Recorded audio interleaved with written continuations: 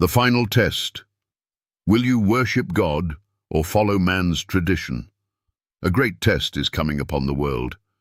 The Bible warns of a time when every person will have to choose between obeying God or following human traditions. Will you stand for truth, or will you conform to religious customs that have no biblical foundation? This decision will determine your allegiance in the final crisis. From the very beginning, worship has been the central issue in the great controversy between good and evil. The first deception in the Garden of Eden was about obedience. Would Adam and Eve trust God's command, or would they follow Satan's suggestion?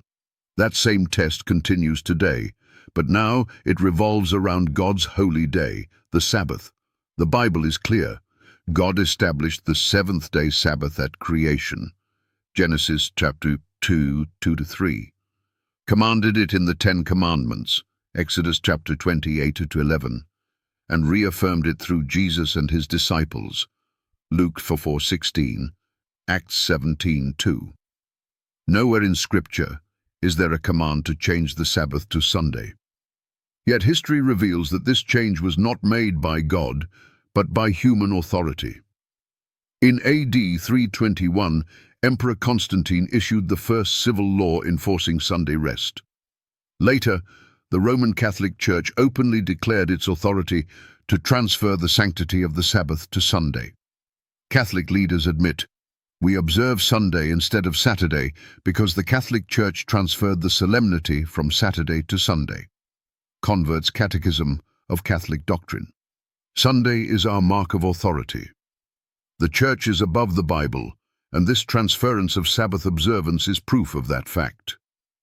Catholic Record, London, Ontario, September 1, 1923. Revelation 13 describes a power that will enforce false worship and compel the world to accept traditions contrary to God's commandments. Revelation 14:12 contrasts this by describing God's faithful people. Here is the patience of the saints. Here are they that keep the commandments of God and the faith of Jesus. The final battle will be about worship. Satan seeks to counterfeit God's law, and the greatest deception in history has been the replacement of the true Sabbath with Sunday worship.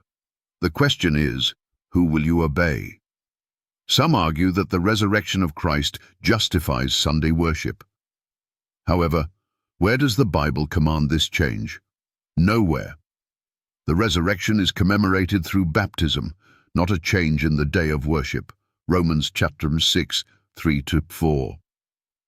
The idea that the Sabbath was abolished is also false, as Jesus stated in Matthew 5:18.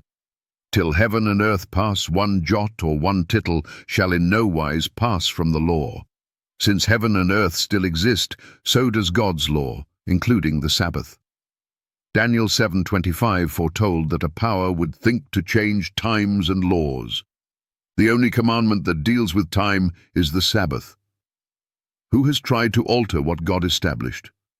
The truth is, no church, council, or religious leader has the authority to change God's law.